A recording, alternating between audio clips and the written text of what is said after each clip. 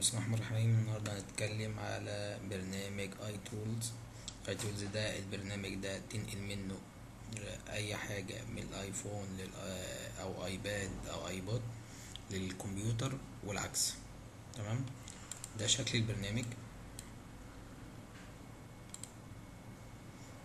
اول حاجة بتوصل البرنامج باليو اس بي بتاعه او الايباد او الايفون او الايبود، بتوصله بالكمبيوتر. تمام، دي كل شكل البرنامج كده والابليكيشن اللي عليه. خلينا الاول قبل ما نبدأ نشوف نجيب البرنامج ازاي. نكتب في جوجل اي تول، نخش على الموقع بتاعه، هننزل النسخة الانجليش دي اكتر من لغة. تمام، بعد ما ينزل البرنامج هنلاقي البرنامج بتاعنا ده مش محتاج كراك، مش محتاج اي حاجة. نفتح البرنامج، نفتح برنامج الاكس اي، هيبان لك الايفون او الايباد، هنلاقي فيه ابلكيشن والميديا والفوتو والاي بوك والستورج، وهتلاقي انفورميشن والديسكتوب والفايل سيستم والادفانسد. احنا هنختار الابلكيشن هنا. ده لما نحب احنا نعمل انستول لبرنامج معين او نحذف برنامج معين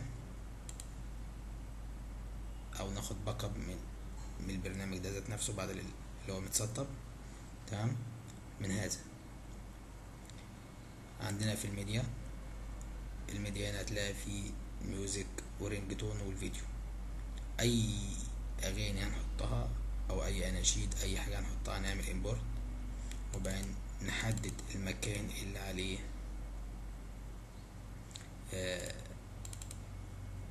الميديا. مثلا نحط الاغنيه دي امبورت، هتبدا تنزل عندنا معايا، او ناخد اكسبورت او ناخد كوبي من الاغنيه دي نحطها على الديسكتوب او على الجهاز الكمبيوتر. هنسلكت عليها او نسلكت عليهم كلهم على حسب ما احنا الاختيار بتاعنا، او هناخد اكتر من واحده مثلا كده. نعمل اكسبورت ونحدد فولدر مثلا في مكان على الكمبيوتر ونسميه مثلا اي حاجه، ماشي، على حسب التسميه بتاعتك، ونقول له اوكي. هيبدا ينقل من الايباد او الايفون للكمبيوتر. نفس القصه النغمات او الفيديو، بننزل الفيديوهات هنا معايا. في حاجه اسمها فوتو برضو، احنا هنا بننزل لو احنا عايزين هنجيب صور معينه من الكمبيوتر، بنعمل ألبوم جديد هنسميه اي حاجه بيكريته هو. نبدا نقول له امبورت، لو في صور مثلا على الكمبيوتر ولا حاجه نحطها. في صور على الكمبيوتر متهيألي مثلا صاحبي، في صور ممكن ناخد الألبوم كله مش شرط نكريت.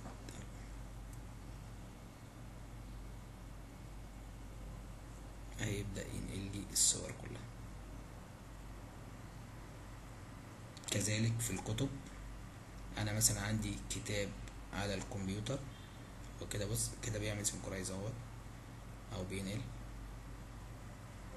لو عندي كتب مثلا ولا حاجة على الكمبيوتر ولا حاجة عاوز ارفعها على الايباد، امبورت من هنا، احدد مكان الكتاب على الكمبيوتر، مثلا اي حاجة بي دي اف شغال مش شغال كويس كده اتنقل.